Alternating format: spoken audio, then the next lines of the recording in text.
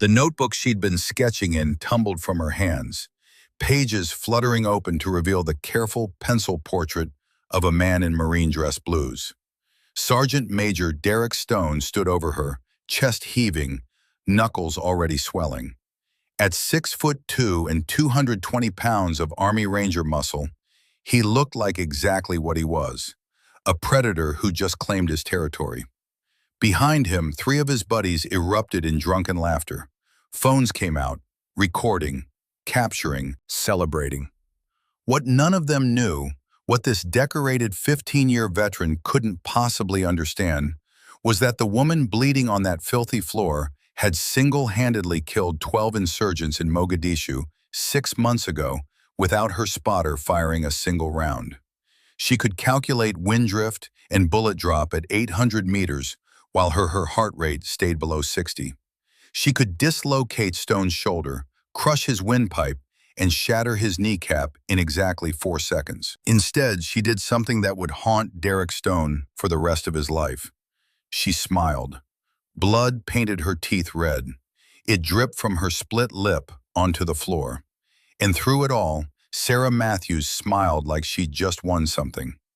Then she started counting her breaths. 4 in, hold, hold, hold, hold, hold, hold, hold. 8 out. Stone's grin faltered, just for a second. Something in that smile, in those counting breaths, touched a part of his brain that remembered what real danger looked like.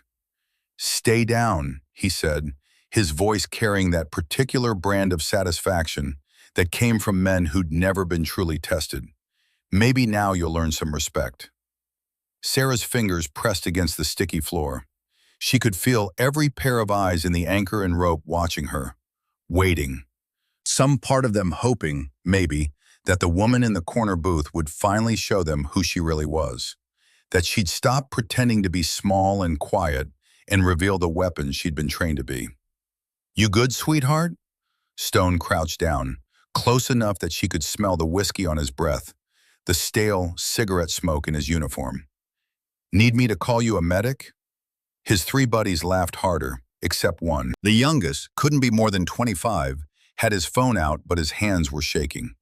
Specialist Marcus Chen, though Sarah didn't know his name yet, she'd learn it soon enough. "I asked you a question," Stone's voice hardened.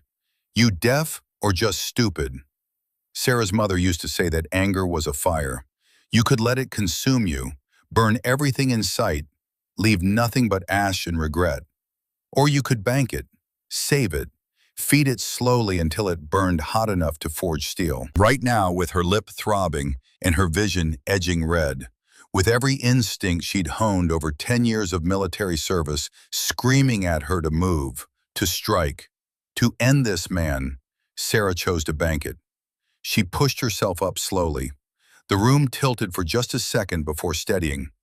Blood dripped from her chin onto her gray navy t-shirt, the one that said, "The only easy day was yesterday." "I'm fine," she said quietly.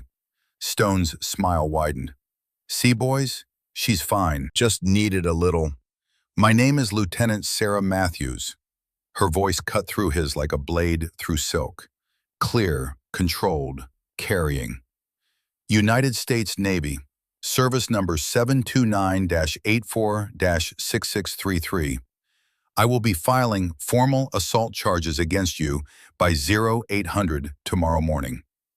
The laughter died. Stone stood up, his face darkening from satisfied red to angry purple. "You threatening me?"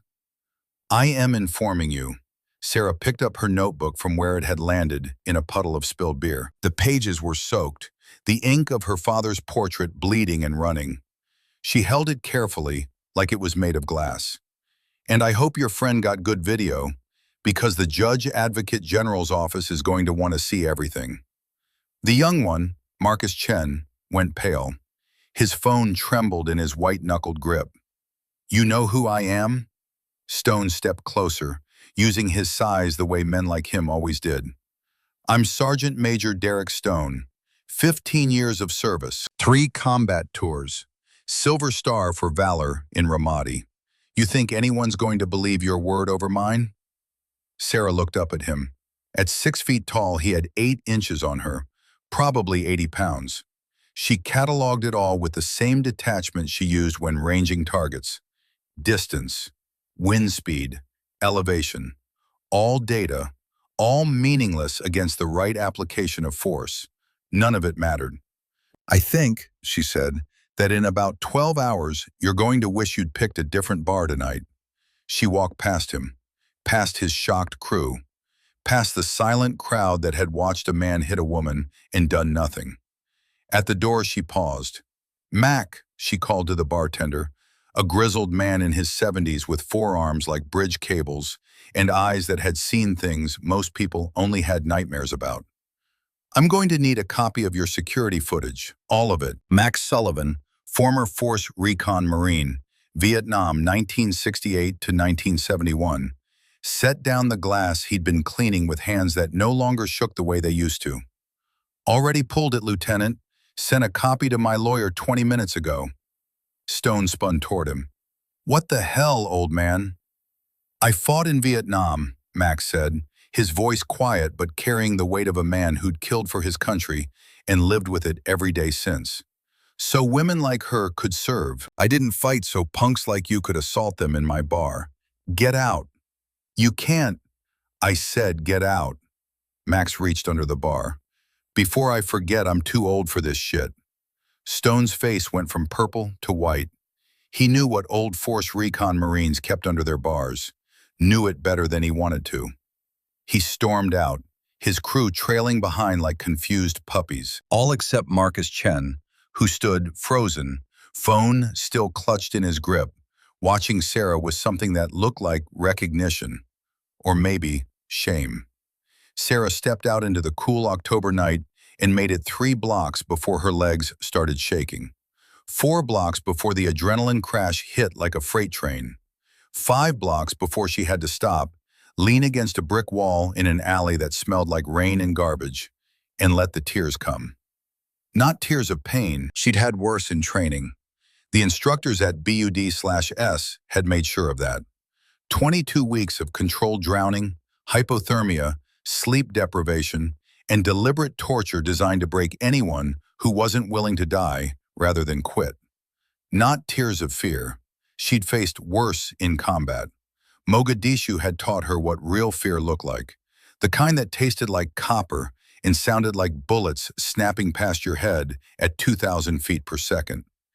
These were tears of rage, pure, distilled, white-hot fury at a system that protected men like Derek Stone. At a world where she had to take a hit to prove she'd been hit. At the fact that fighting back, which she could have done, which every instinct screamed at her to do, would have made her the criminal. Her phone buzzed. Unknown number. She answered, still leaning against that wall, still shaking. Matthews. Lieutenant Matthews. The voice was female, crisp, professional, East Coast accent.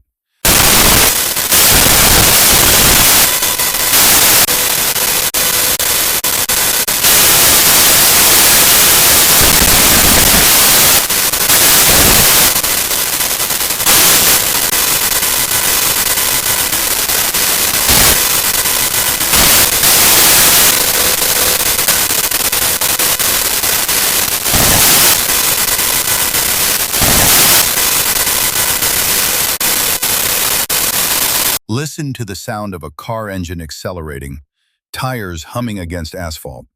Lieutenant, I need you to stay exactly where you are. Don't go home. Don't call anyone. Don't do anything until I get there. Do you understand? Yes, ma'am. Good.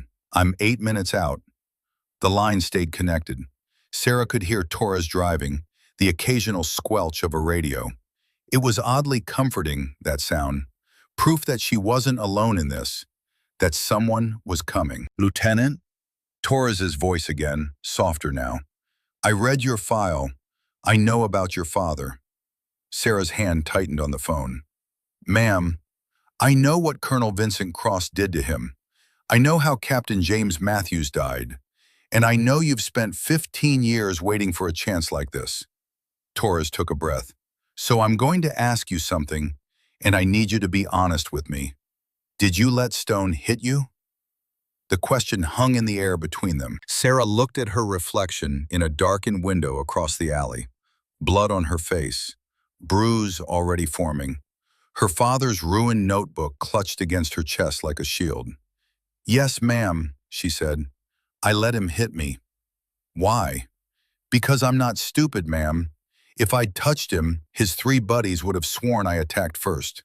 His lawyer would have made me out to be an unstable female with something to prove. My PTSD evaluation from the Somalia mission would have been leaked to every news outlet in the country."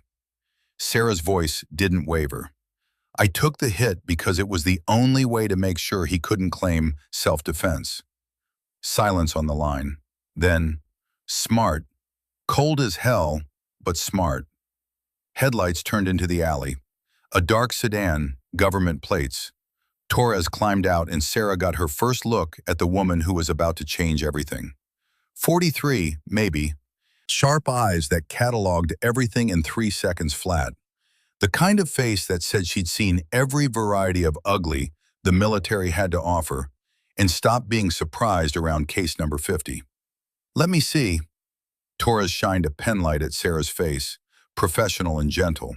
Took photos from 3 angles with a camera that looked like it cost more than Sarah's car. "Tell me everything. Every word, every gesture, everything that happened from the moment Stone walked into that bar." So Sarah did. Standing in that alley, blood drying on her face, she recited it like an after-action report. Factual, precise. Torres's expression never changed, but her jaw got tighter with each detail. "And you didn't fight back," Torres said when Sarah finished. "No, ma'am." "Why not?" Sarah had been expecting this question, had been preparing for it since the moment Stone's hand connected with her face. Since before that, really. Since she was 13 years old and watched them lower her father's casket into the ground at Arlington National Cemetery with full military honors he didn't deserve because he hadn't done anything wrong. "Because I'm not fighting Derek Stone, ma'am. I'm fighting the system that made him think he could do this. And you don't beat a system by punching it. You beat it by being smarter, more patient, more strategic." Sarah met Torres's eyes. "I took the hit because it was the first move in a much longer game." Torres was quiet for a long moment. Then she nodded slowly. "You sound like your father." "You knew him?" "No, but I've read every word of his court-martial transcript. Every piece of evidence, every witness statement." Torres pulled out a tablet, started typing. "Captain James Matthews was framed, Lieutenant. We both know it. The question is whether you're ready for what comes next." "I've been ready for 15 years. Have you?" Torres looked up sharply. "Because this is going to get ugly. Stone has friends, powerful friends, and they're going to come at you with everything they've got. They're going to dig into your therapy records, your family history, your father's." "My father was a Marine intelligence officer who discovered that his commanding officer was falsifying combat reports," Sarah said. "When he reported it, Colonel Vincent Cross destroyed him."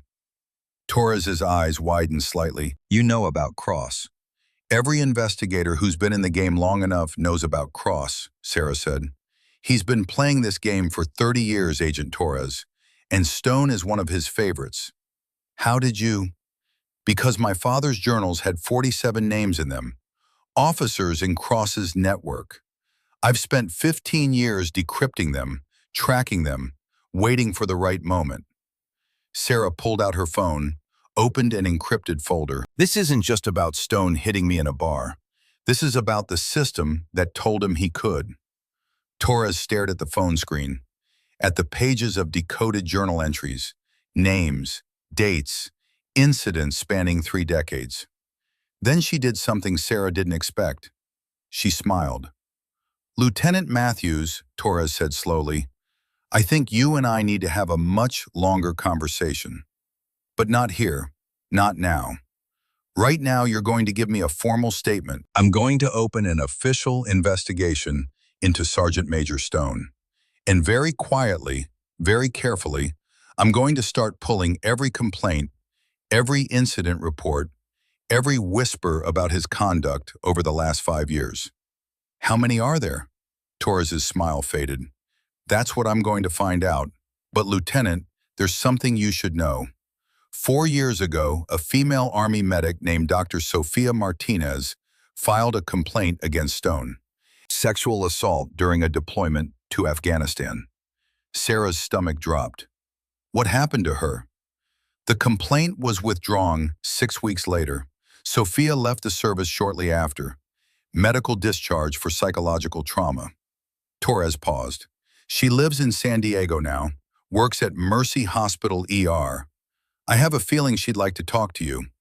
Torres handed her a business card with a handwritten address on the back. But be careful, Lieutenant. She's been through hell, and she's terrified of Stone. Terrified of what happens to women who speak up. I'll be careful. I know you will. You've been careful for 15 years. Torres put a hand on Sarah's shoulder. But Sarah, listen to me. Once we start this, there's no going back. Cross has connections everywhere.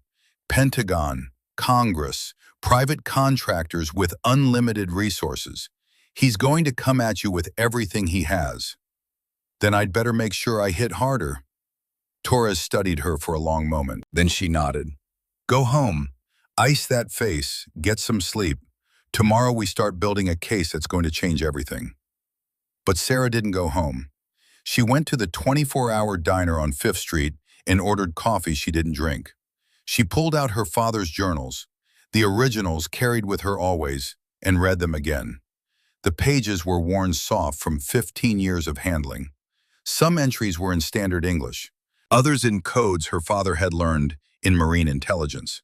Ship names from World War II, naval signal flags, encryption methods from the Cold War that he'd taught her when she was 10 years old, making it a game, their secret language.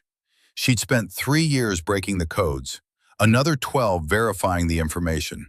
Every name, every date, every falsified report that Colonel Vincent Cross had filed to justify contracts for his private military company. Her father had documented everything, the weapons shipments that never happened but got billed anyway, the enemy combatant counts inflated by 300%, the after-action reports that turned firefights into massacres and accidents into heroic stands.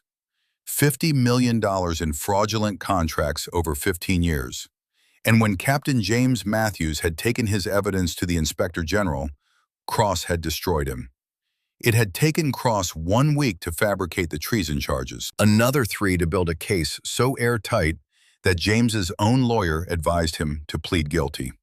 The court-martial was a formality. 20 years at the United States Disciplinary Barracks at Fort Leavenworth. James Matthews served 3 years before he died. The official report said suicide by hanging. Used his bedsheet, tied it to the bars, quiet enough that the guards didn't hear. Sarah had been 13. She'd visited him 3 days before he died. She remembered everything about that visit, the way the prison smelled like industrial cleaner in despair, the way her father's hands shook when he held hers through the glass partition, the way he'd smiled at her, so sad and proud and broken. Mika, he'd said, using her childhood nickname. He'd left her a letter with the prison chaplain. She'd opened it at his funeral, standing in Arlington Cemetery in a black dress that was too big, watching them fold the flag and hand it to her mother. The letter had been short, 1 page. Instructions on where to find his journals, what codes he'd used, and one final message.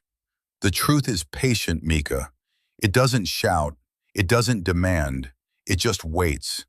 Waits for someone brave enough to speak it. I always knew that someone would be you. I love you. Your mission isn't to avenge me. It's to make sure no one else needs avenging. Dad. Sarah had enlisted 6 months later, told the recruiter she wanted to be a SEAL, wanted to be the best, wanted to be someone her father could be proud of. The recruiter had laughed, told her women couldn't be SEALs. This was 2009. The ban was still in place. Sarah had waited, trained, made herself excellent, and when the ban lifted in 2016, she was the first woman in her naval district to volunteer for BUD/S. They'd tried to break her. God, how they'd tried. 22 weeks of hell specifically designed to make candidates quit. Hypothermia training in 50-degree water. Sleep deprivation until hallucinations became normal. Physical punishment that bordered on torture. 240 candidates started with her class. 21 graduated. She was one of them. And now, 10 years after her father's death, sitting in a diner at 3 in the morning with dried blood on her face, Sarah Matthews finally had what she needed. Her phone buzzed. Unknown number. Against every instinct that said, "Don't answer," she picked up. "Don't." The voice was young, male, scared. "Don't file that complaint, please." "Who is this?" "I was there tonight.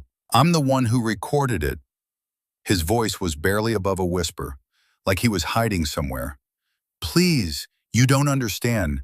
They're going to destroy you. Stone, Cross, all of them. They're already planning it. I heard them on the phone." "What are they planning?" Silence. Then, "They're going to leak your psyche, Val. Dig into your family. Make you look crazy. My sister, she's in the army. I don't want her to see what they do to women who fight back." Sarah's grip tightened on the phone. "Then help me." More silence. Longer this time. She could hear him breathing, could almost feel his fear through the connection. "I have the video," he finally said. "The real one. Everything. Stone told me to edit it, make it look like you attacked first, but I kept the original." "Why are you telling me this?" "Because my mom raised me better than this," he exhaled shakily. "And because I'm tired of being the kind of man who watches bad things happen and does nothing." "Where's the video?" "Encrypted. 3 copies in 3 locations. But Lieutenant, if I give this to you, I'm done. My career, my future, everything." Sarah thought about her father, thought about Sofia Martinez and whatever hell she'd gone through, thought about every woman who'd been silenced because speaking up cost too much. "Specialist," she said. "Some things matter more than careers. Like being able to look at yourself in the mirror. Like knowing your sister serves in a military that protects her instead of predators." She paused. "And because 15 years from now, you don't want to be the man who had the power to stop this and didn't." The line was quiet for so long she thought he'd hung up. Then, "Meet me tomorrow, 0600, the pier near the old naval station. Come alone." He hung up. Sarah sat in that diner until sunrise. She read her father's journals again, made notes, cross-referenced names against current duty stations, built timelines, constructed the skeleton of a case that would either destroy Vincent Cross or get her killed trying. By the time the first light hit the water, she knew exactly what she had to do. This wasn't just about Derek Stone anymore. It wasn't even about her father, not really. This was about 47 names in those journals. 47 officers who'd traded honor for protection, who'd chosen career over conscience, who'd built a network that destroyed anyone who threatened it. And Sarah Matthews, daughter of Captain James Matthews, Navy SEAL, survivor of Mogadishu, was going to tear that network down brick by brick, even if it killed her. Especially if it killed her, because the truth was patient, and Sarah had been waiting 15 years to speak it. The pier smelled like salt and rotting wood. Sarah arrived at 0545, 15 minutes early, scanning every shadow the way she'd been trained. Marcus Chen was already there, hunched against a rusted railing, looking like he hadn't slept in days. "You came," he said. "Did you think I wouldn't?" He pulled a phone from his jacket. His hands were shaking so badly he almost dropped it. "This is it. Everything. But before I give it to you, I need to know something." "Ask." "Will it be worth it?" His voice cracked. "Because they're going to destroy me. My family. Everything I've worked for. Stone already called me twice last night. Told me if I talked to you, I'd regret it." Sarah looked at this kid, because that's what he was. 25 years old maybe. just a kid who'd made the mistake of following the wrong mentor. 4 years ago, a woman named Sofia Martinez reported Stone for sexual assault. They made her withdraw the complaint. She left the army broken. Now she works in an ER, probably sees his face in every aggressive patient who comes through those doors. She paused. Let that sink in. Was her silence worth your comfort? Marcus flinched like she'd struck him. I didn't know about her. That's the point. None of us know until it's too late. Sarah held out her hand. So yes, Specialist Chen, it'll be worth it. He handed her the phone. Their fingers touched for just a second, and she felt how badly he was trembling. There's something else, he said. Last night, after you left, Stone made calls. I heard him talking to someone he called Colonel. Said they had a problem. Said they needed to handle it like Kandahar. Sarah's blood went cold. Kandahar? I looked it up. 2019, a female intelligence officer filed harassment charges against her commanding officer. 2 weeks later, she was killed by an IED. Investigation ruled it accidental. Marcus met her eyes. Stone was on that base. So was the officer she accused. The world tilted. They'd killed before, actually murdered someone to protect their network. Did you record that conversation? Marcus nodded, pulling out a second device. Everything. I've been recording everything since I realized what kind of man Stone really was. Why didn't you come forward sooner? Because I'm a coward. His voice broke completely. Because I wanted to make rank, wanted the recommendations, wanted to belong to something that felt important. And I told myself that what Stone did wasn't my responsibility. Tears started falling. But last night, watching him hit you, watching you not fight back because you knew fighting back would ruin you, God, I felt sick. My sister is your age. If someone did that to her and people just watched. It's okay, Sarah said quietly. It's not okay. Nothing about this is okay. Marcus wiped his face roughly. They're going to come after me now. My family, my sister. What do I do? Sarah pulled out the card Torres had given her. Call this number. Tell Agent Torres everything. She'll put you in protective custody. And then what? I can't hide forever. No, but you can testify. You can help tear down a system that's been protecting predators for 30 years. Sarah's voice hardened. And Marcus, your sister will know that when it mattered, her brother chose what was right over what was easy. He took the card with shaking hands. They're going to ruin you. You know that, right? Cross has connections everywhere. Pentagon, Congress, private contractors with unlimited resources. Let them try, Marcus almost smiled. You really think you can win? I think I'm not the same woman they've beaten before. I think I've got nothing left to lose. And I think men like Stone and Cross have gotten comfortable. She pocketed both phones. Comfortable men make mistakes. She left him there and drove straight to Torres's office. The NCIS agent was already at her desk despite the early hour, surrounded by files that looked like they'd been pulled in the middle of the night. Tell me you've got something, Torres said without looking up. Sarah placed the phones on the desk. Video evidence, audio recordings, everything. Torres's eyes lit up. She plugged in the first phone, pulled up the video. Sarah watched her face as the assault played out in crisp, unedited detail. When it finished, Torres sat back. Jesus Christ. He's standing over you bragging, actually bragging. Play the audio. Torres plugged in the second device. Stone's voice filled the office, casual and confident, talking about handling problems, maintaining operational security. And then Cross's voice, older, cultured, with that particular brand of authority that came from decades of command. The Kandahar solution worked before. It can work again. Arctic deployments are convenient. Accidents happen. Torres's expression went from shock to fury. We need to move fast. If Stone knows Chen flipped, he doesn't, not yet. He will. Torres grabbed her keys. You mentioned Sofia Martinez. I need to talk to her. and you need to come with me.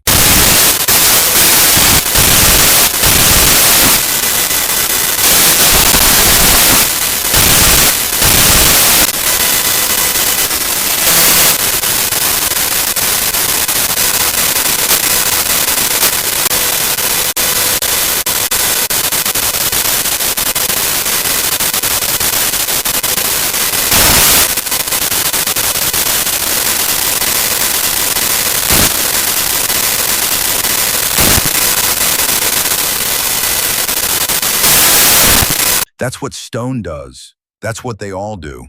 And nobody stops them because the system protects its own. Not this time. That's what I thought too. Sophia's laugh was hollow. I reported him, did everything right, documented everything, got a rape kit, had witnesses, and you know what happened? His commanding officer, Colonel Cross, personally visited my apartment, told me that pursuing charges would be detrimental to unit cohesion, said I was suffering from combat stress, implied that maybe I'd misremembered what happened. Sarah felt sick. When was this?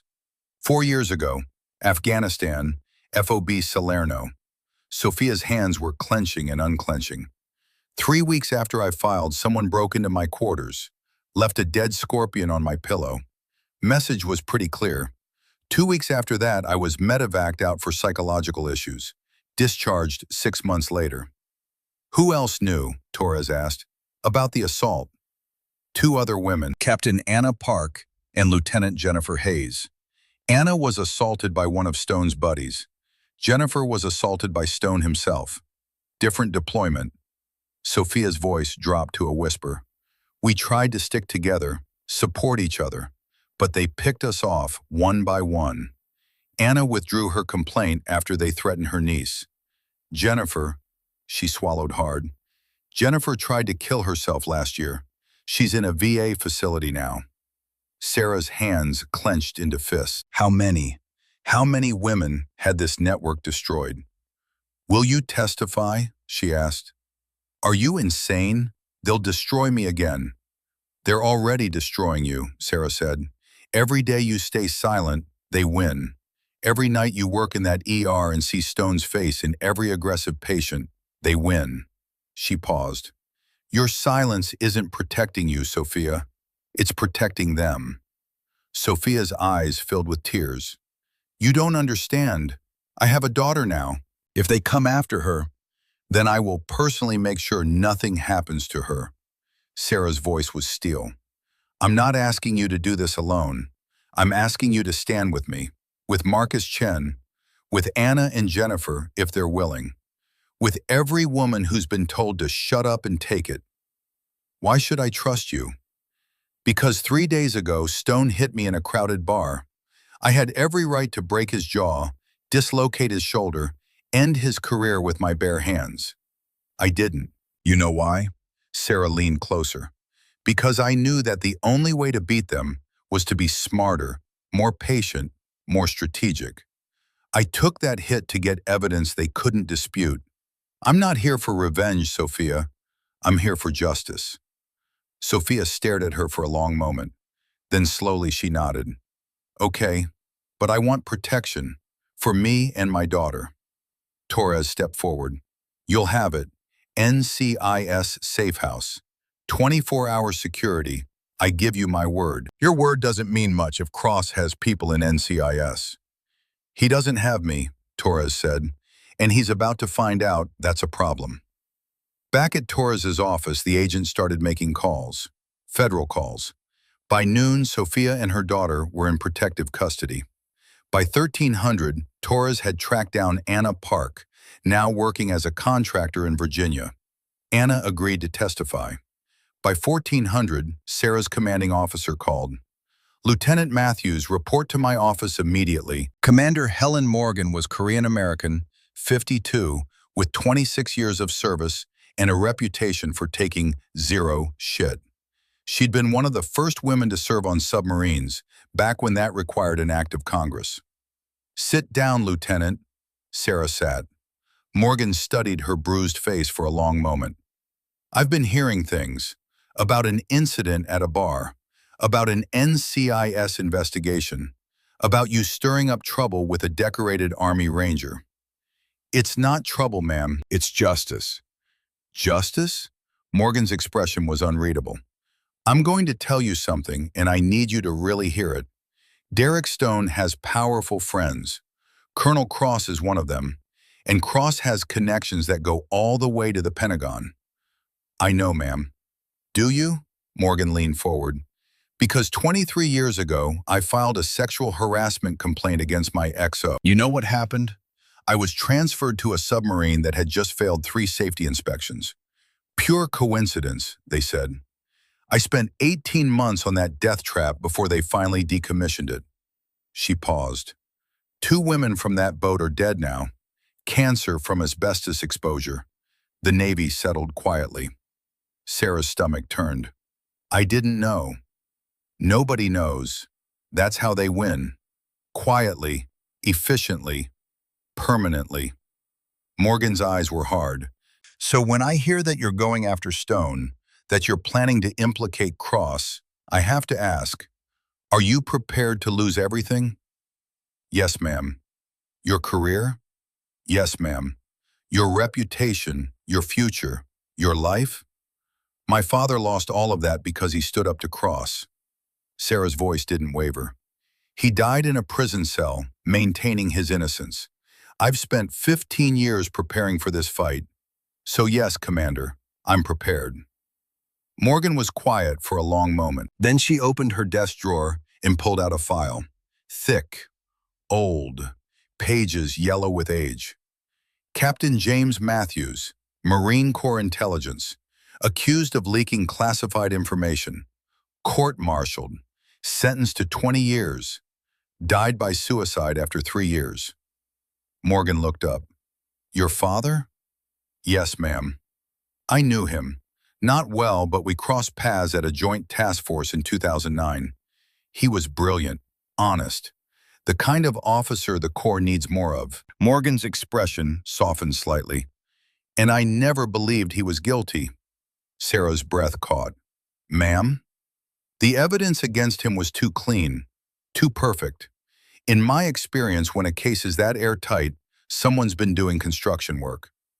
Morgan slid the file across the desk.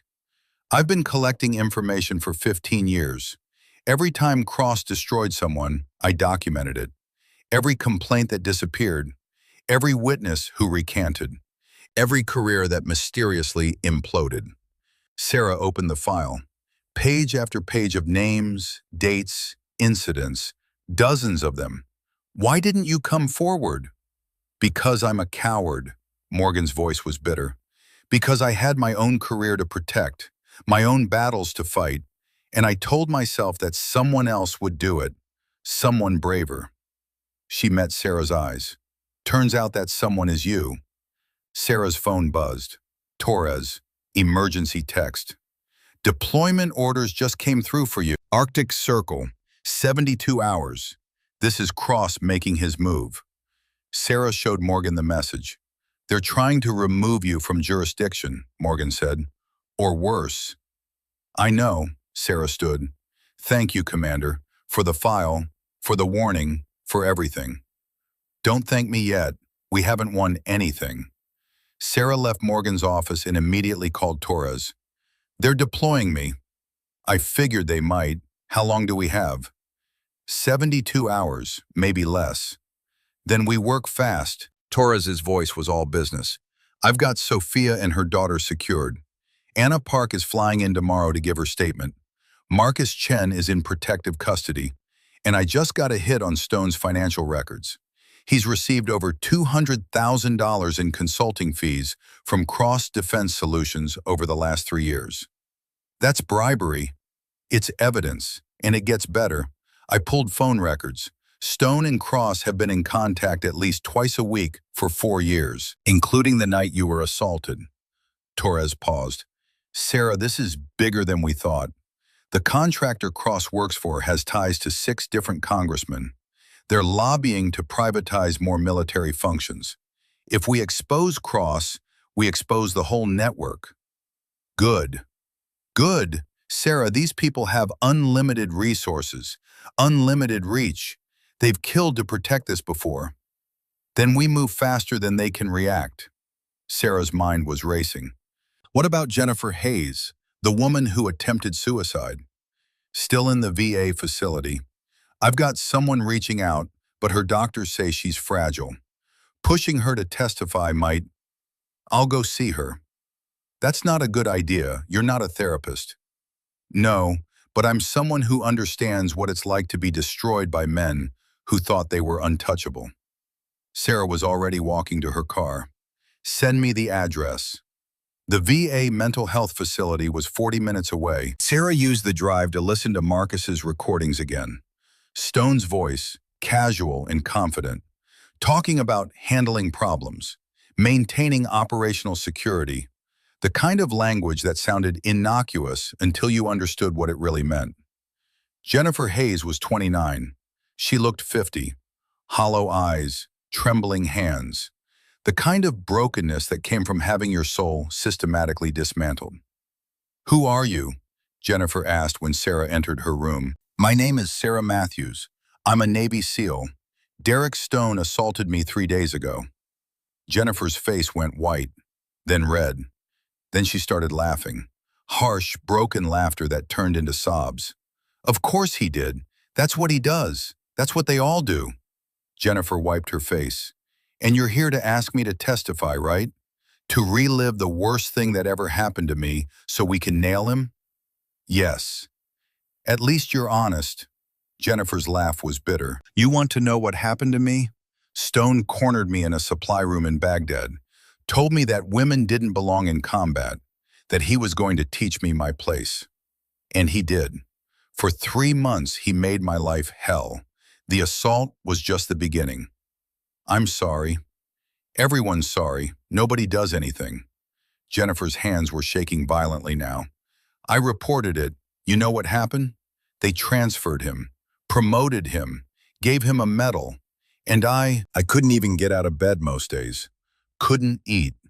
Couldn't sleep.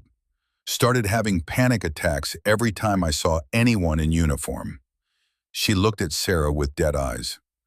I tried to kill myself because living with what he did was worse than dying. Jennifer, don't. Don't try to tell me it'll be okay. Don't tell me testifying will give me closure. Don't tell me justice will heal me. Jennifer's voice rose. There is no healing from this. There's only surviving. And barely. Sarah sat down slowly. You're right. I can't tell you any of that because I don't know if it's true. I don't know if testifying will help you. Hell, I don't even know if we'll win. She paused. But I can tell you that if you don't testify, Stone wins. Cross wins. Every predator they protected wins. And the next woman, the one who comes after me, after you, after Sophia and Anna, she loses too. That's not my responsibility. You're right, it's not. You didn't ask for this. You didn't deserve this. And you owe the world absolutely nothing. Sarah leaned forward. But you owe yourself the chance to see him answer for what he did. Jennifer was quiet for a long time. When she finally spoke, her voice was barely a whisper. Will you be there? During the testimony? Every second. And if I break down, if I can't finish, then we stop. No judgment, no pressure. Sarah held out her hand. But Jennifer, if you can do this, if you can stand up and tell the truth, you'll take back a piece of what he stole from you. Jennifer stared at Sarah's hand. Then slowly she reached out and took it. Okay, I'll do it. But if they destroy me again, they won't, because this time you're not alone. Sarah left the VA facility with Jennifer's commitment and a growing sense that this was all moving too fast. Cross had to know by now that his network was under threat, which meant he'd be moving too. Her phone rang. Unknown number. She answered. Matthews. Lieutenant Matthews. The voice was male, cultured, with the kind of authority that came from decades of command. My name is Colonel Vincent Cross. I believe we need to talk. Every muscle in Sarah's body went rigid.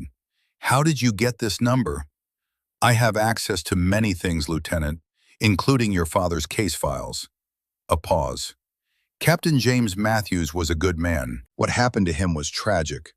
What happened to him was murder. Strong words, unproven words. Cross's voice remained calm. But I'm not calling to debate the past. I'm calling about your future.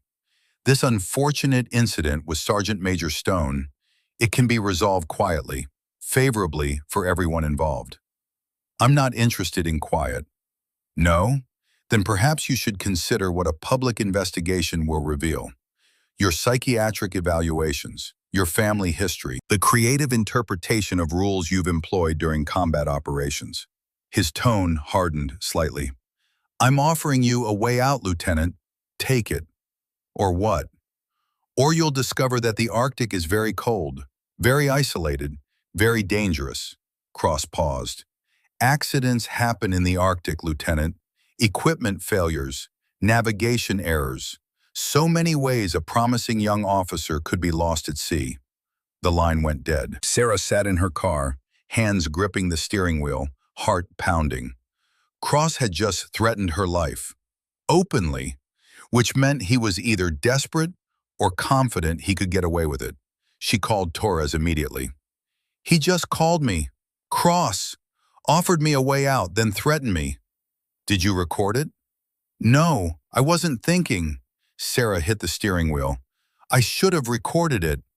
It's okay. It tells us something important. He's scared. He's making moves he wouldn't normally make. Torres paused. But it also means he's dangerous. More dangerous than before.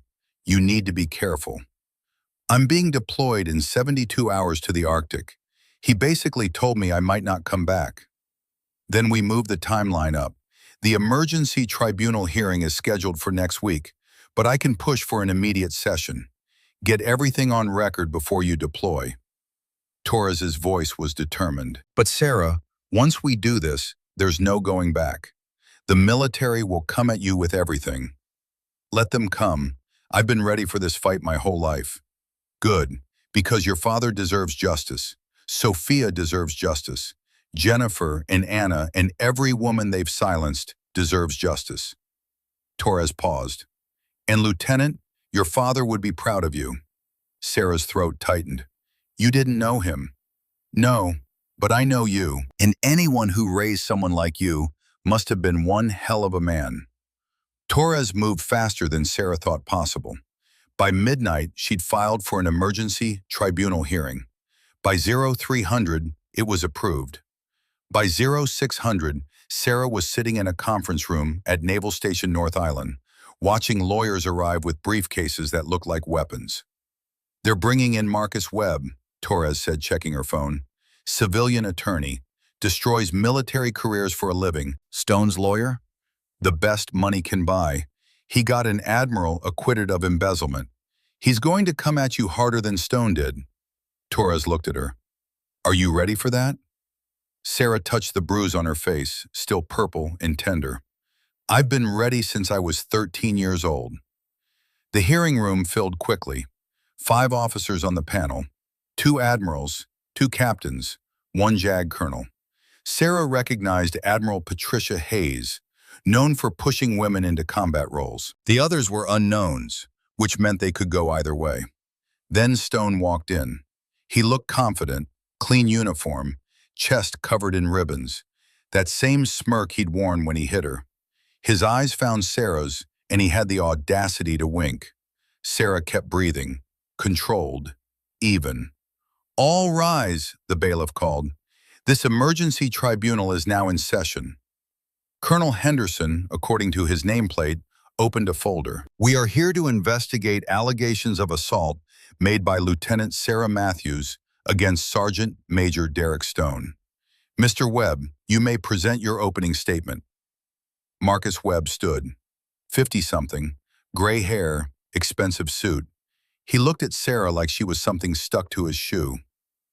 Gentlemen, Admiral Hayes, what we have here is a textbook case of a troubled officer seeking attention by destroying the reputation of a decorated war hero.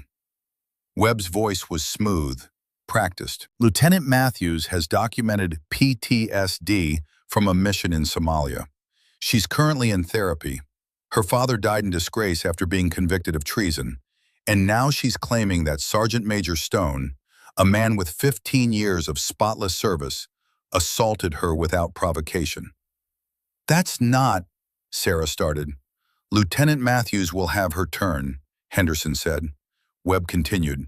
The defense will prove that Lieutenant Matthews initiated the confrontation, that she made threatening statements, that Sergeant Major Stone acted purely in self-defense, and furthermore, that this accusation is part of a pattern of instability that makes Lieutenant Matthews unfit for continued service. He sat down, looking pleased with himself. Torres stood. She wasn't in an expensive suit, just her NCIS uniform. But her voice carried weight that money couldn't buy. The prosecution will present video evidence showing Sergeant Major Stone assaulting Lieutenant Matthews without provocation. We will present testimony from multiple witnesses establishing a pattern of predatory behavior spanning 5 years. And we will prove that this assault is not an isolated incident, but part of a systematic effort to silence women who dare to serve their country.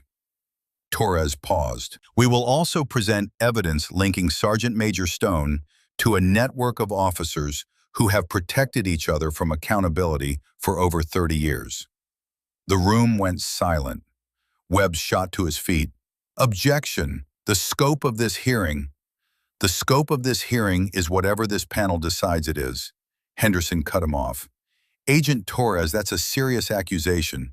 You better be able to back it up. We can, sir, and we will. Henderson nodded. Call your first witness. The prosecution calls Specialist Marcus Chen. Marcus walked in looking like he might throw up. His eyes were red-rimmed, his uniform rumpled. Stone's expression went from confident to furious in half a second. You little, Stone started. Sergeant Major Stone, you will remain silent, Henderson snapped. Marcus was sworn in. His hands shook on the Bible. Torres approached him gently. Specialist Chen, you were present at the Anchor and Rope Bar on the night of October 15th? Yes, ma'am. Tell us what you saw. Marcus's voice was barely audible. Sergeant Major Stone approached Lieutenant Matthews's table. She was reading, drawing. He started making comments about her appearance, sexual comments. She ignored him. He got angry, grabbed her notebook, threw it in beer. He swallowed hard. She asked him to pick it up. He hit her, open hand across the face. And what did Lieutenant Matthews do? Nothing. Marcus's voice broke. She didn't fight back, didn't even raise her hands. She just stood up, identified herself, said she'd be filing charges. Webb stood. Specialist Chen, isn't it true that you're facing charges for desertion? Marcus flinched. I'm not. Those charges were dropped, Torres interjected, after NCIS discovered they were fabricated by Captain Frank Weber to silence Specialist Chen. Convenient, Webb smiled. Isn't it also true that you've been in psychological counseling for anxiety and depression? Objection, Torres said. Relevance? Goes to credibility, Your Honor. I'll allow it, Henderson said. Marcus straightened slightly. Yes, I've been in counseling. Because I've been watching a man I admired turn out to be a predator, and I didn't have the courage to stop him until now. Torres pulled out a tablet. Specialist Chen, did you record the assault? Yes, ma'am. And did Sergeant Major Stone instruct you to edit that recording? Yes, ma'am. He told me to make it look like Lieutenant Matthews attacked first. Did you? No, ma'am. I kept the original. Torres turned to the panel. I'd like to play that recording now. The lights dimmed. The video played on a screen. Every detail. Stone's approach. The sexual comments. Sarah's silence. The grabbed notebook. The request to pick it up. And then the hit. The sound of it. The blood spray. Sarah's body hitting the floor. Stone standing over her. That's what women in combat get. Someone needs to teach them respect. Sarah smiling through blood, counting her breaths. When it ended, one of the captains looked physically ill. The defense calls its witnesses, Henderson said, his voice tight. Stone's friends testified, Rodriguez and Jensen, both claiming Sarah attacked first. Their stories were identical, rehearsed, polished, too polished. Torres cross-examined. Sergeant Jensen, you testified that Lieutenant Matthews said, and I quote, "You want to see what a real SEAL can do?" before attacking Sergeant Major Stone. Yes, ma'am. And Specialist Rodriguez, you heard the exact same words? Yes, ma'am. Torres nodded slowly. Word for word, exact same phrasing. Almost like you both memorized the same script. She pulled out her phone. I'm going to play the audio again. Listen carefully. The video played. Sarah never said those words, never said anything close to them. So either you both misheard the same non-existent phrase, Torres said, or you're both lying under oath. Which is it? Jensen's face went red. Rodriguez stared at his hands. The prosecution calls Dr. Sofia Martinez. Sofia walked in like she was walking to her execution, but she held her head high. Sarah felt something fierce and proud rise in her chest. Sofia testified about Afghanistan, about Stone cornering her, about the assault, about Cross visiting her apartment, threatening her family. Her voice shook, but she didn't stop. He told me that women who make waves drown, Sofia said, that my family would suffer if I didn't withdraw the complaint. So I did, because I was terrified. Webb attacked immediately. Dr. Martinez, you were discharged for psychological instability, correct? I was discharged because I was assaulted and the system failed me. That's not what your medical records say. They say you suffered from paranoid delusions, that you made accusations against multiple superiors. Because multiple superiors were complicit, Sofia's voice rose. Stone didn't operate alone. He had protection. He had Cross. The room exploded. Henderson banged his gavel repeatedly. Order! Dr. Martinez, you're making serious accusations against a senior officer. I know, sir, and I can prove it. Sofia pulled out a folder. Emails, text messages, documentation. Torres started distributing copies to the panel. Webb tried to object, but Henderson waved him off. I want to see this. The evidence was damning. Emails from Cross using official military accounts, threats against Sofia's family, references to handling problems the way they'd handled that intelligence officer in Kandahar. Who was the intelligence officer in Kandahar? Admiral Hayes asked. Torres answered, Captain Diana Morrison. She filed sexual assault charges against her commanding officer in 2019. 2 weeks later, she was killed by an IED investigation, ruled it accidental. She paused. Sergeant Major Stone was assigned to that base. So was Colonel Cross. So was the officer Captain Morrison accused. The silence was deafening. The prosecution calls Captain Anna Park. Anna testified about her assault, about the threats, about Cross personally calling her to say that her niece's scholarship might be reconsidered if she didn't withdraw her complaint. Her voice was steady, professional, devastating. The prosecution calls Lieutenant Jennifer Hayes. Jennifer walked in barely holding herself together. Sarah caught her eye and nodded. You can do this. Jennifer's testimony was brutal. She broke down twice. But she kept going, kept talking, kept exposing the truth. When she finished, even Webb looked uncomfortable. That's 3 women, Torres said. 3 women over 5 years. 3 assaults, 3 cover-ups, all involving the same 2 men, Stone and Cross. She turned to the panel. This isn't about one incident in a bar. This is about a systematic pattern of abuse, enabled by a network that's been protecting predators for decades. Webb stood. Your Honor, this is speculation and hearsay. The prosecution calls Commander Helen Morgan. Morgan walked in with a file that must have weighed 5 pounds. She placed it on the witness stand with a thud that echoed. Commander Morgan, Torres said, how long have you been collecting information on Colonel Vincent Cross? 23 years, ma'am, since he destroyed my career for reporting sexual harassment in 2001. The room erupted again. This time, Henderson let it go for a moment before calling for order. Morgan testified about her own experience, about the patterns she'd noticed, about the dozens of complaints that had disappeared, about the officers who'd been transferred, demoted, or driven out, about the network that protected itself. I have documentation on 47 separate incidents spanning 30 years, Morgan said. 47 women, some assaulted, some harassed, all silenced, all by men connected to Colonel Cross. She opened the file, started naming names, dates, locations. The panel members' expressions went from skeptical to horrified. "Why didn't you come forward before?" Henderson asked. "Because I'm a coward, sir."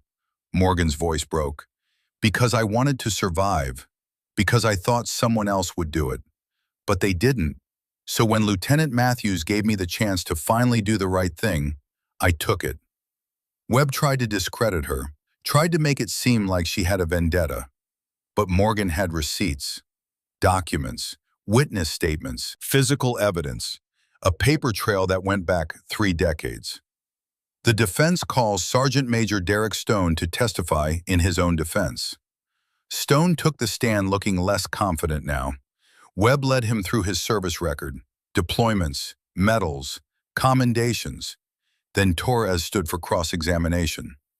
"Sergeant Major Stone, you've received over $200,000 in consulting fees from Cross Defense Solutions over the last 3 years. What services did you provide?" Stone's face went white. Consulting on tactical." "Tactical what? You're not retired. You can't legally consult for private contractors while on active duty without approval. Did you have approval?" Silence. "Did you have approval, Sergeant Major?" "I don't recall." Torres pulled out bank statements.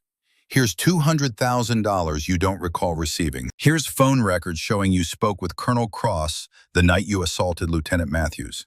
What did you discuss?" "I don't have to answer." "You're under oath," Henderson said coldly. "Answer the question." Stone's jaw worked. He looked at Webb desperately.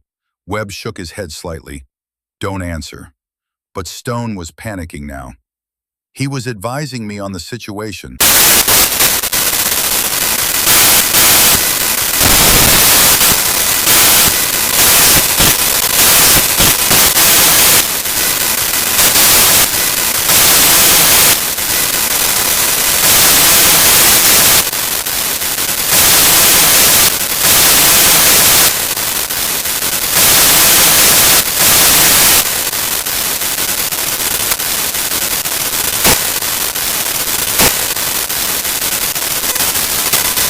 Or were you just following Colonel Cross's example, doing what he taught you to do?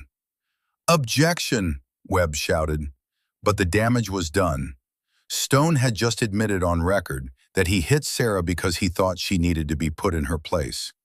The panel deliberated for 47 minutes. Sarah spent them in a side room, breathing in controlled counts. Sophia sat beside her. Silent solidarity. Jennifer was crying quietly. Anna and Morgan stood by the window. "Whatever happens," Morgan said, "you did the right thing." "We all did," Sophia added. The bailiff called them back in. The panel had returned. Henderson stood. "After reviewing the evidence and testimony, this panel finds Sergeant Major Derek Stone guilty of assault, conduct unbecoming an officer, acceptance of illegal payments, and conspiracy to obstruct justice." His voice was hard as iron. "Sergeant Major Stone, you are hereby stripped of rank, dishonorably discharged from the United States Army, and remanded to military custody pending court-martial on additional charges." Stone shot to his feet. "This is bullshit. I'm a war hero. I've given 15 years. "You've given 15 years of predatory behavior enabled by a corrupt network," Admiral Hayes said, "and it ends today. Take him away." MPS grabbed Stone's arms. He struggled, shouted, denied, blamed everyone but himself. As they dragged him out, he locked eyes with Sarah one last time. The smirk was gone, replaced by pure hatred. "This isn't over," he snarled. "Cross will—" The door slammed shut. Henderson turned to the room. "This panel is also recommending a full investigation into Colonel Vincent Cross and the network identified by Commander Morgan. The JAG Corps will be pursuing charges." He looked at Sarah. "Lieutenant Matthews, I want to personally commend you for your courage. What you've done here today has exposed a cancer that's been in our military for too long." Sarah nodded, unable to speak. Her throat was too tight. As the room cleared, Torres pulled her aside. "You did it. You actually did it." "We did it," Sarah corrected. "All of us." Sophia approached, tears streaming. "Thank you. Thank you for making me believe it was possible." Jennifer was next, still shaking, but with something new in her eyes. Hope, maybe, or justice. "I can breathe," she whispered. "For the first time in years, I can actually breathe." Sarah hugged them both. These women who'd been broken and found a way to stand anyway. Then her phone rang. Torres's expression changed when she saw Sarah's face. "What is it?" Sarah looked at the caller ID. "It's Cross." "Don't answer." But Sarah was already pressing accept. She put it on speaker. "Congratulations, Lieutenant Matthews." Cross's voice was calm, almost amused. "You've won a battle. But the war? The war is just beginning. Bring it on." "Oh, I intend to. You think taking down Stone matters? He was expendable, a useful tool that got messy." Cross paused. "But you've made a critical mistake. You've exposed yourself, made yourself a target. And targets in the Arctic have a funny way of disappearing." "Is that a threat?" "It's a promise. Enjoy your deployment, Lieutenant. I hope you're good at swimming in freezing water." The line went dead. Torres's face had gone pale. "He's going to kill you. On that submarine mission, he's actually going to kill you." Sarah felt strangely calm. "Then I guess I'd better make sure I don't give him the chance." Sarah shipped out 18 hours after the verdict. No celebration, no rest, just a duffel bag, her father's journal, and a submarine waiting in the dark water off San Diego.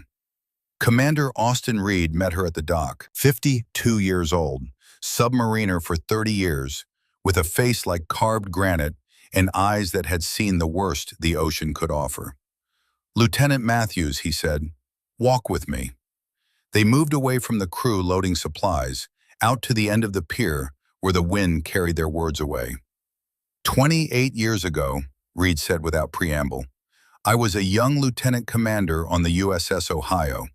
I reported safety violations on our reactor, critical ones, the kind that get people killed. He paused. Colonel Vincent Cross was the liaison officer between the Navy and a defense contractor bidding on the retrofit contract. My report would have cost them $50 million. Sarah's pulse quickened.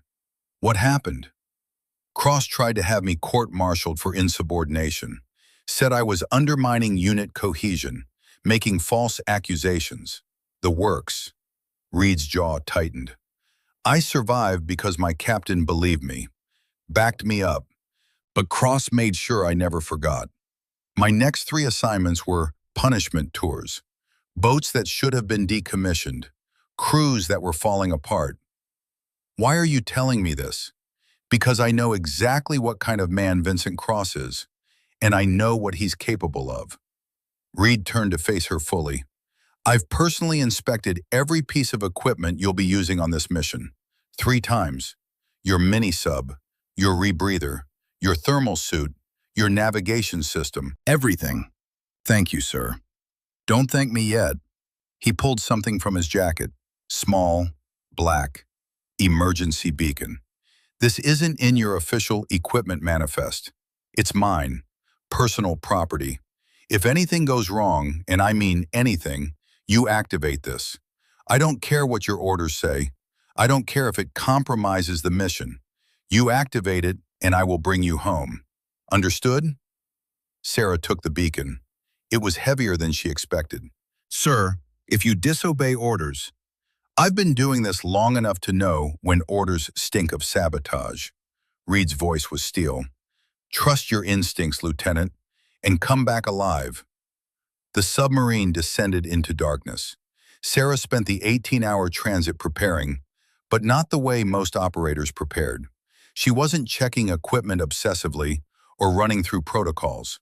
She was reading her father's journals. In the red-lit quiet of her bunk, she found an entry she'd missed before, dated 3 weeks before his arrest, before Cross had moved against him.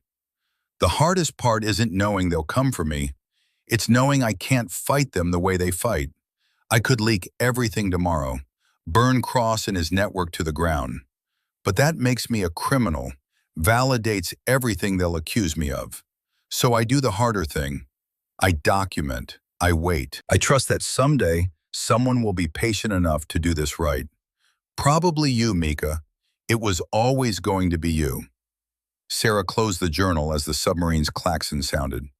Insertion in 30 minutes. Commander Reed found her in the passageway outside the mini-sub bay. He wasn't alone. A young lieutenant commander stood beside him. Asian features, intelligent eyes, engineering insignia. "Lieutenant Matthews, this is Lieutenant Commander Patricia Kim. She's our navigation systems officer." Reed's voice was carefully neutral. "She has something to show you." Kim pulled out a tablet. "Ma'am, I ran diagnostics on your mini-sub's navigation system per Commander Reed's orders. Standard pre-mission checks." She pulled up a screen of code. "I found this." Sarah studied the display. She'd learned basic coding in SEAL training, enough to recognize what she was seeing. "That's a back door." "Yes, ma'am. Someone with the right access codes could send a remote kill signal. Shut down your navigation entirely." Kim looked at Reed. "I removed it, but I left the receiver active. If someone sends a kill signal, we'll intercept it. Record everything. Timestamp, satellite signature, originating coordinates." "You're turning my sub into a trap," Sarah said. "We're getting evidence," Reed corrected. "You navigate manually like submariners did for 100 years. Meanwhile, we catch Cross red-handed attempting murder with a satellite timestamp." Sarah looked between them. "This could still kill me. If something goes wrong with manual navigation, then I talk you home," Reed said, "every meter of the way. But Lieutenant Matthews, we need this evidence. Without it, Cross has plausible deniability. With it, we have attempted murder with technological proof. Your choice." Sarah thought about her father, about dying in that prison cell, about Cross walking free for another 30 years if she played it safe. "Do it," she said. "But Commander, when that kill signal comes, I need you to keep me alive long enough to testify." Reed's expression was granite. "Count on it." The next hour was technical preparation.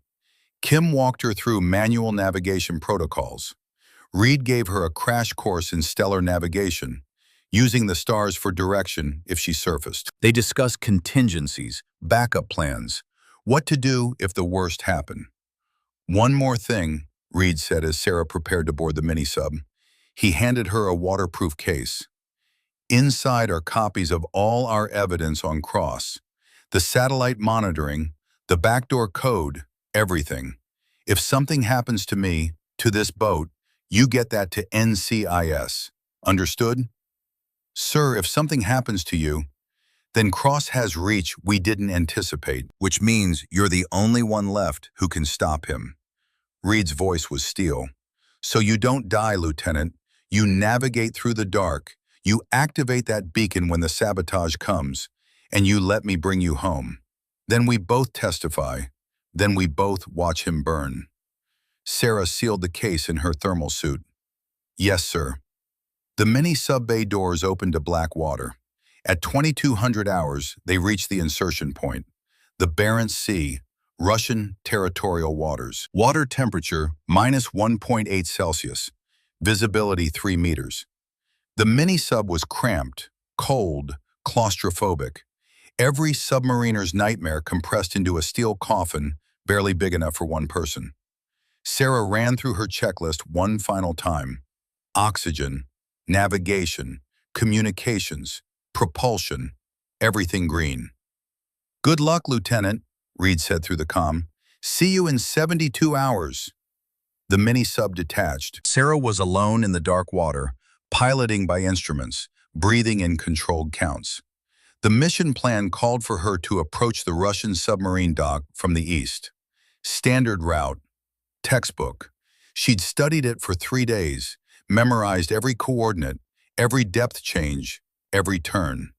And something about it felt wrong. Too easy, too obvious, too predictable.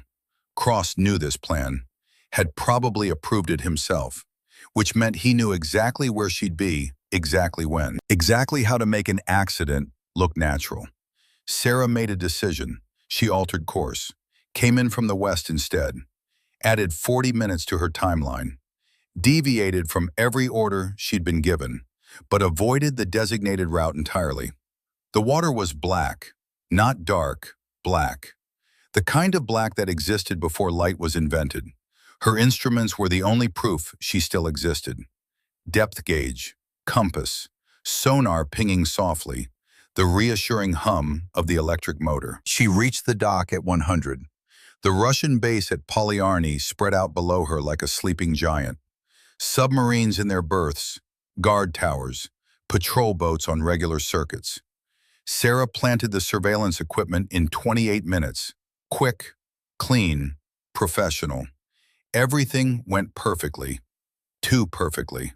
Her instincts were screaming now. That feeling she'd learned to trust in Mogadishu.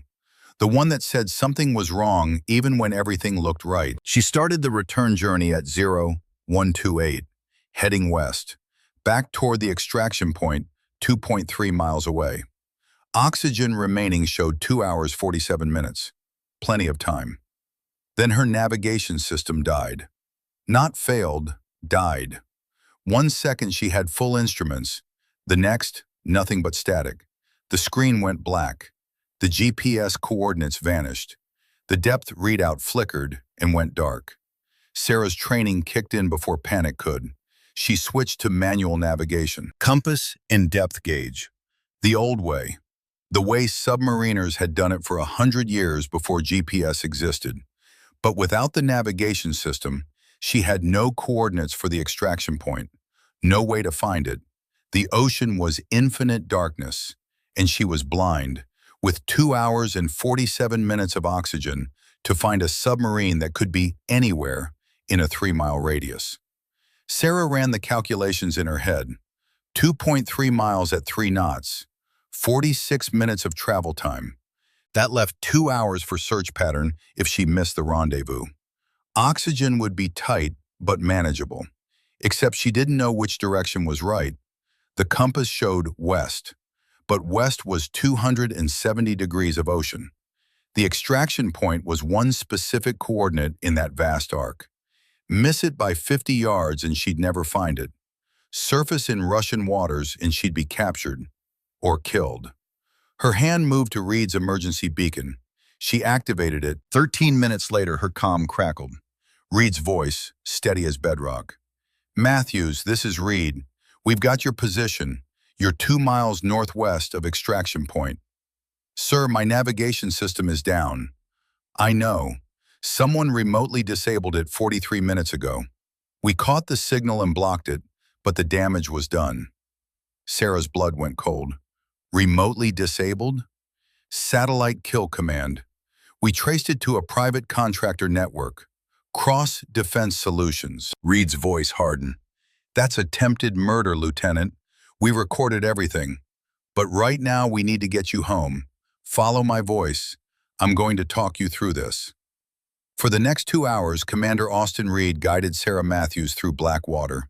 His voice was her lifeline, her compass, her proof that the world still existed beyond the steel walls of her dying mini-sub. "Come right 15 degrees, steady, depth to 140 feet. Good, maintain course." When her oxygen gauge hit critical levels, 23 minutes remaining, Reed started telling her about his daughter, how she'd wanted to be a Marine, how he'd been terrified but proud, how she'd graduated top of her class at Quantico. She called me the day she got her commission, said she wanted to make me proud. I told her she already had, just by being brave enough to try. Sarah's hands were numb from cold. The thermal suit was good but not perfect, not at these temperatures, not for this long. Her fingers fumbled with the controls. Sarah, Reed said, using her first name for the first time, I need you to stay with me. Talk to me. What made you want to be a SEAL? My father. Her voice was thick, hypothermia setting in. He taught me that honor isn't about never falling. It's about getting back up. Tell me about him. So Sarah did. Talked about James Matthews while Austin Reed navigated her through the dark. Talked about the journals, the codes, the truth he'd left her. Talked until her oxygen gauge hit 11 minutes, and Reed's voice came through sharp and urgent. Sarah, I can see you. Quarter mile. Come left 5 degrees. You're almost home. She adjusted course. Saw lights in the distance. The submarine. Salvation. Safety. 8 minutes of oxygen. The mini-sub bumped against the hull. Sarah's hands were shaking too hard to work the coupling. She tried 3 times. Failed. Tried again. 5 minutes. The coupling locked. She heard the clang of metal on metal, the hiss of equalization. The hatch opened, and Reed himself was there, reaching down, pulling her up and out. 2 minutes of oxygen remaining when she collapsed on the deck, gasping, shaking, alive. Reed wrapped a thermal blanket around her shoulders. You made it. Did you get it? Her teeth were chattering so hard she could barely speak. The signal, the evidence. Every second, Cross just handed us attempted murder with a satellite signature and timestamp. Reed helped her to her feet. Let's get you warm, then we're going to burn his whole world down. Sarah spent the return transit in the medical bay, warming up slowly under the watchful eye of the submarine's corpsman. Torres called on Reed's satellite phone 3 hours into the journey. Cross has been arrested, Torres said without preamble. Federal marshals. 2 hours ago, attempted murder, conspiracy, obstruction of justice. 6 officers from his network have already flipped. They're testifying against him to save themselves. Sarah's voice was still rough. My father's case? Being reopened as of this morning. The JAG Corps is treating it as a homicide investigation now. Torres paused. Sarah, we did it. We actually did it. Sarah closed her eyes, felt tears start to fall. Not from cold this time, not from fear, from relief, from the weight of 15 years finally lifting. Is Cross talking? Not yet. His lawyer is fighting extradition to civilian court, but it doesn't matter. We have him on the satellite evidence alone. Reed's recordings are airtight. Cross's own network is testifying against him. Torres's voice softened. Rest. You've earned it. But when Sarah returned to base 36 hours later, there was no rest waiting. There was Sophia and Jennifer and Anna and Marcus and Morgan, all gathered at the dock, waiting. Watching her walk down the gangplank wrapped in navy blankets, still pale, still shaking slightly, but alive. Sophia hugged her first, then Jennifer. Then they were all hugging, crying, laughing. A knot of broken women who'd found a way to be whole. You came back, Jennifer whispered. I didn't think you would. I promised I would, Sarah said. I keep my promises. Marcus approached last. He looked different, stood straighter.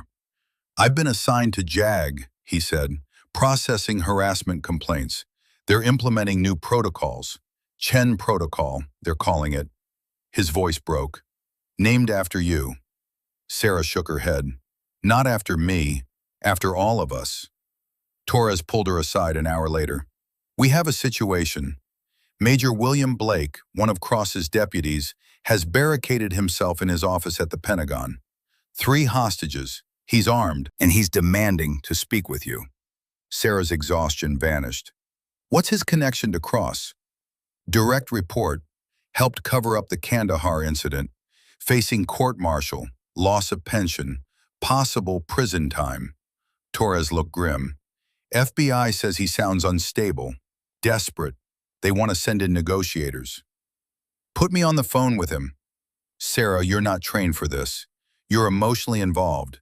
This is exactly the kind of situation that gets people killed. Those people are in danger because of me, because we exposed the network. I have to do something. Torres stared at her for a long moment, then nodded. Okay, but we do this my way. FBI oversight, professional negotiators on standby, and the second it goes wrong, we pull you out. They patched Sarah through to Blake's office phone 20 minutes later. He answered on the first ring. Lieutenant Matthews. His voice was ragged, exhausted. The woman who destroyed everything. Major Blake, my name is Sarah. I'm calling because I understand you want to talk. Talk? I don't want to talk. I want my life back. I want the last 22 years to mean something. I want... His voice broke. I want to not be the monster you made me out to be. I didn't make you anything. I just told the truth about what you did. I followed orders. That's all I did. Cross said we were protecting the mission, protecting the core. Cross lied. You know he lied. That's why you're in that office right now, instead of fighting the charges. Silence. Sarah could hear him breathing. Heavy, uneven. Major Blake, you have a daughter, Emma, 19 years old, Georgetown University, studying political science. How do you know about Emma? Because I did my research. Because I know you're not just a name in a file. You're a father, a man who made bad choices. Sarah kept her voice calm. And right now you have a chance to make a good one. By going to prison? By losing everything? By letting those hostages go? By choosing to be better than Cross? Sarah paused. Your daughter is going to hear about this, Major. What do you want her to hear? That her father took innocent people hostage? Or that when it mattered most, he did the right thing? More silence, longer this time. If I let them go, what happens to me?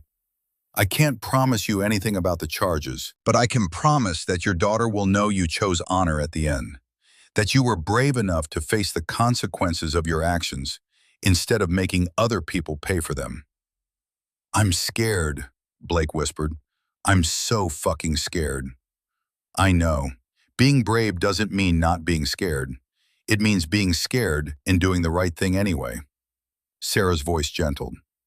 Let them go, Major. Show Emma who you really are.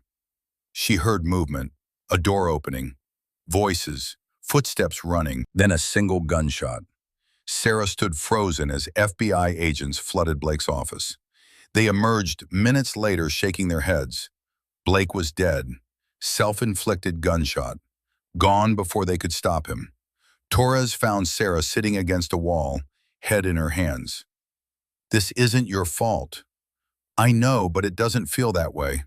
He made his choice, just like Stone made his, just like Cross made his. Torres sat beside her. You gave him a chance to do the right thing. He took it. He let those people go. That matters. Does it? He's still dead. And 3 innocent people are alive because you talked him down. Torres paused. Sarah, you can't save everyone. You can only give them the choice. What they do with it, that's on them. Sarah had to tell Blake's daughter. It was the right thing to do, the hard thing. Emma Blake agreed to meet her at a coffee shop near Georgetown campus 2 days later. I don't know why I agreed to this, Emma said when Sarah sat down. 19 years old, her father's eyes, angry and lost in trying to hide both. My father was a monster, you proved that. Your father made terrible choices, that's true, Sarah pulled out a letter. But at the end, he chose to let 3 people live. He chose to do one good thing before he died, and he asked me to give you this. Emma stared at the envelope like it might explode. What is it? I don't know. I promised I'd deliver it. What you do with it is up to you. Emma took the letter with shaking hands, opened it slowly, read in silence while tears streamed down her face. When she finished, she looked up. He says he's sorry. that he was wrong, that he got caught up in protecting his career and forgot what he was supposed to be protecting. Her voice broke. He says he's proud of me for wanting to change the system instead of defending it. He meant it. I heard it in his voice. Why did you come here?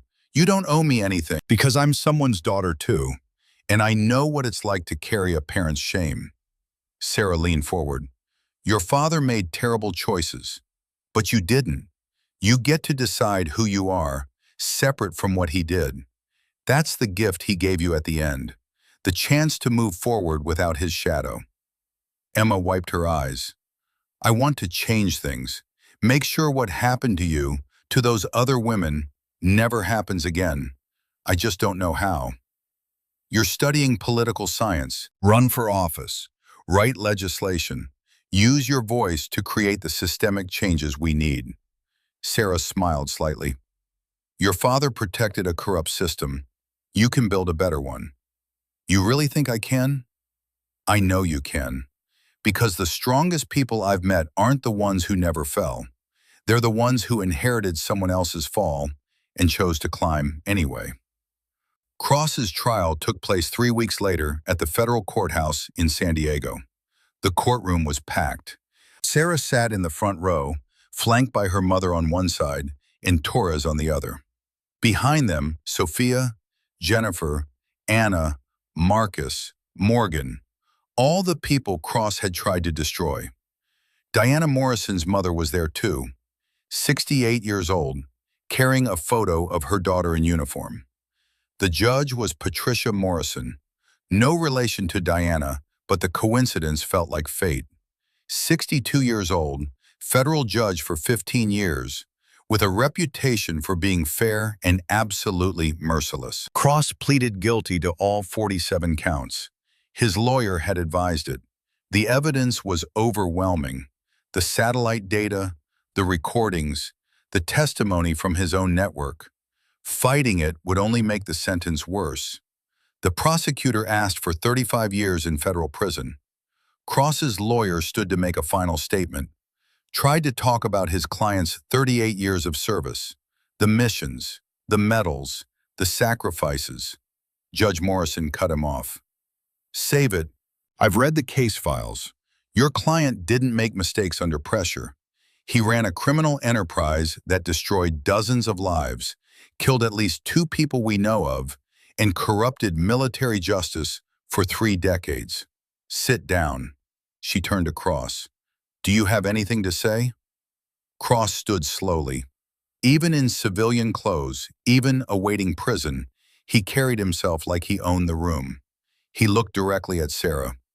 Your father was weak, he said. He couldn't handle the realities of war. Neither can you. Sarah stood. The courtroom gasped. Torres tried to stop her, but she shook her off and walked forward until she was face to face with Cross, separated only by the defense table.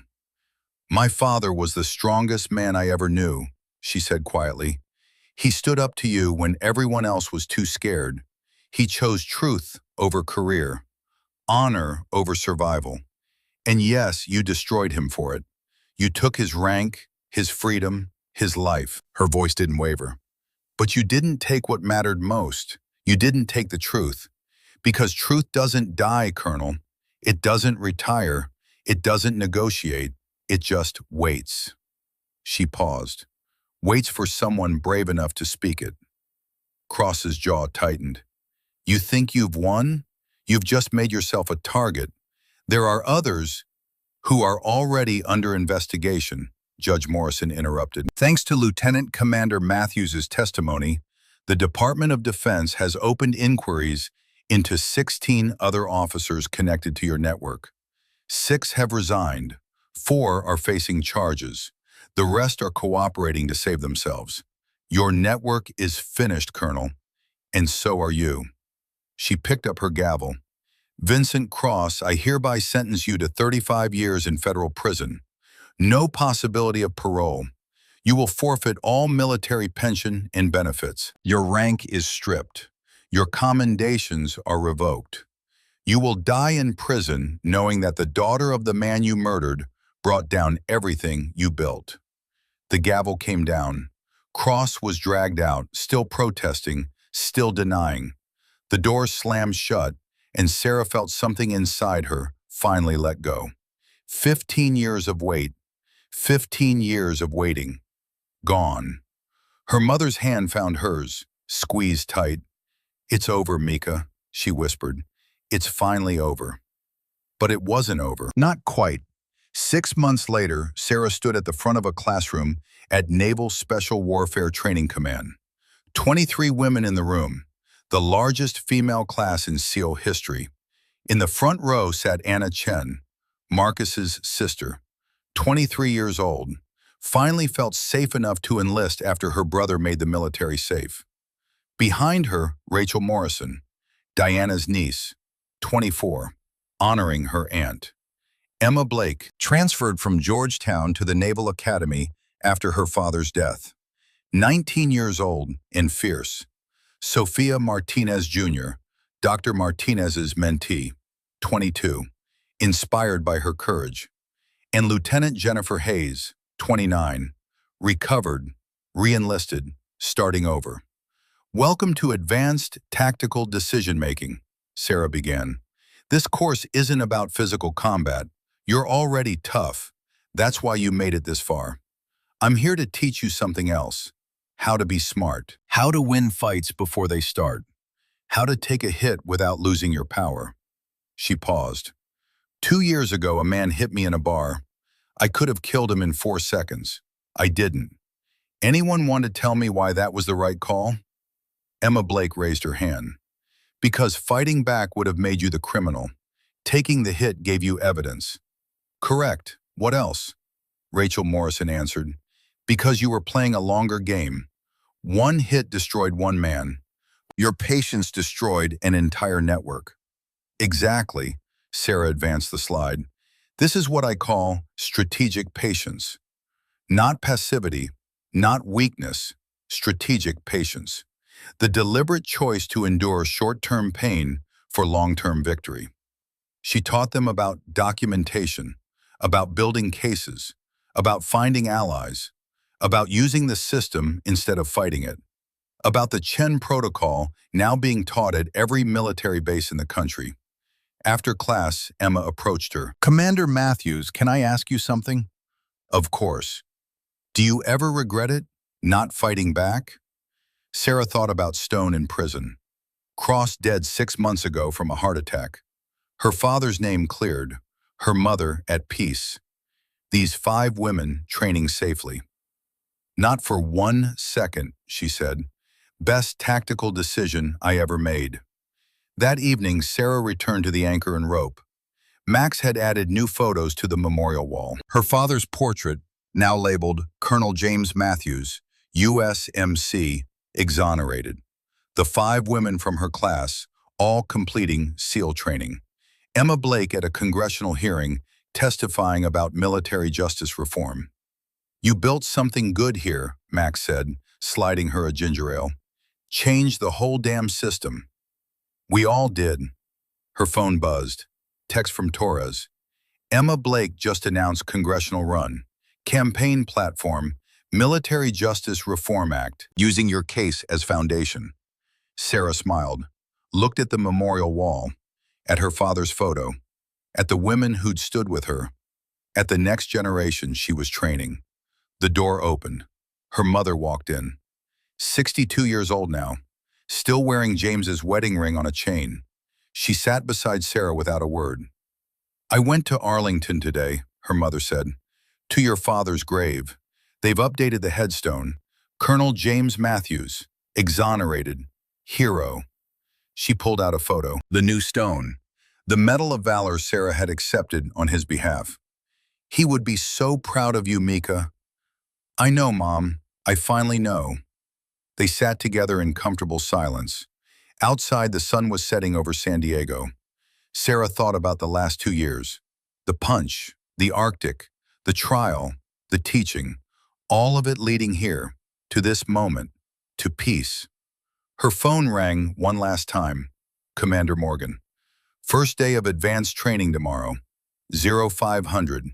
5 women, they all asked for you specifically. You ready?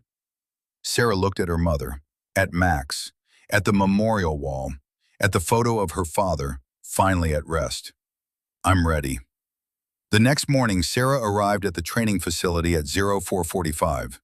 The 5 women were already running laps in the pre-dawn darkness. She watched them finish, watched them push through that final sprint like their lives depended on it. Fall in, she called. They lined up, breathing hard. Anna Chen stepped forward. Commander Matthews, we're ready for training. Are you? Sarah walked the line. I'm not here to teach you to be tougher. You're already tough. That's why you made it this far. Then what are you here to teach us, ma'am?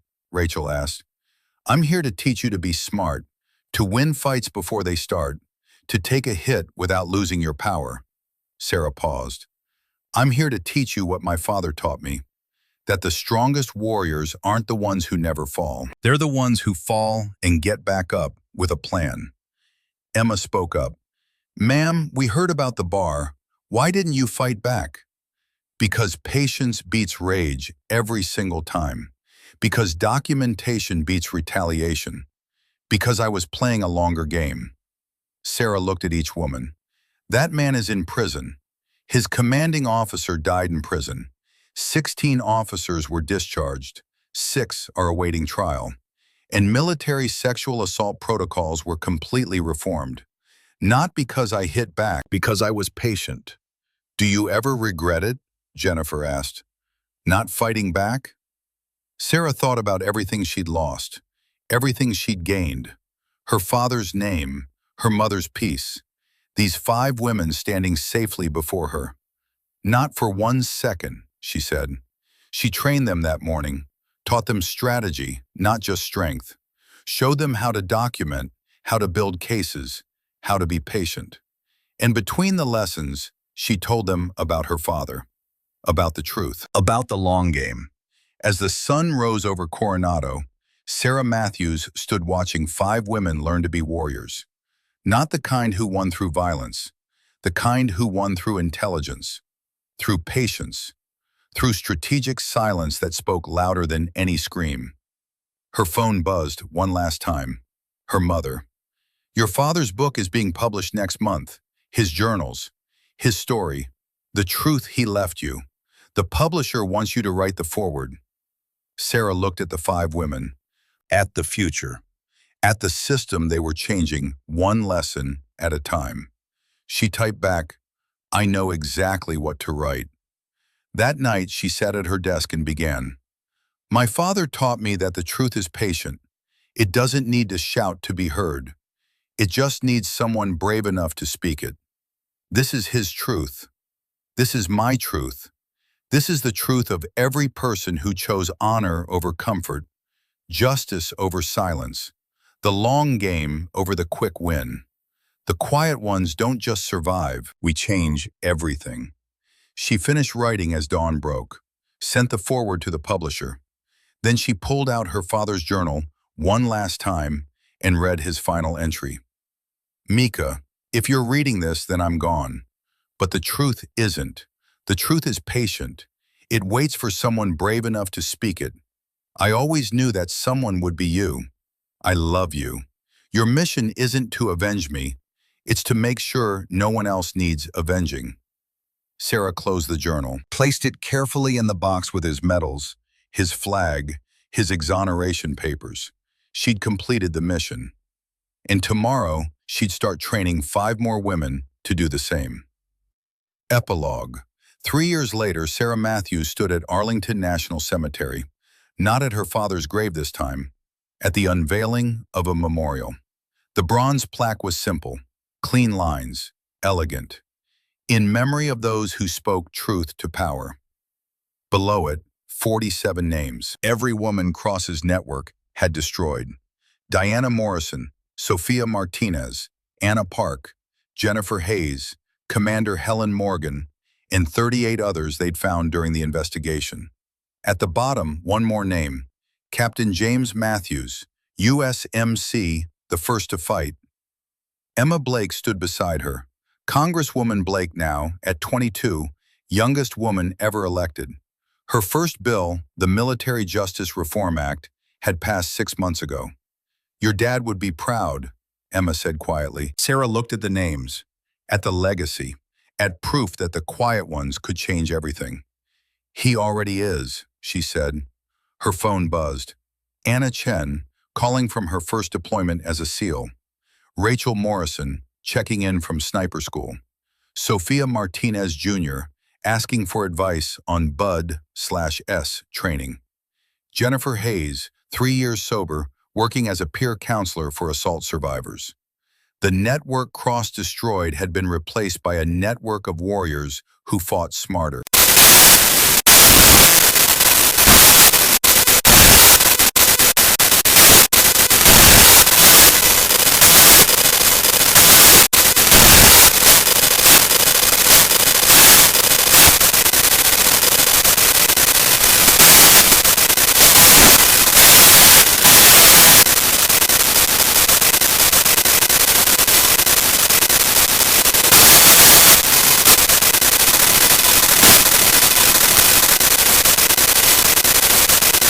It was about dismantling the systems that allowed domination in the first place. Sarah Matthews had walked into a bar 2 years ago and been hit by a man who thought she was powerless. She'd walked out and destroyed everything he represented. Not with violence, with truth. Not with rage, with evidence. Not with dominance, with justice. And in doing so, she'd proved what her father always knew, that the truth doesn't die. It just waits for someone brave enough to speak it and patient enough to let it win.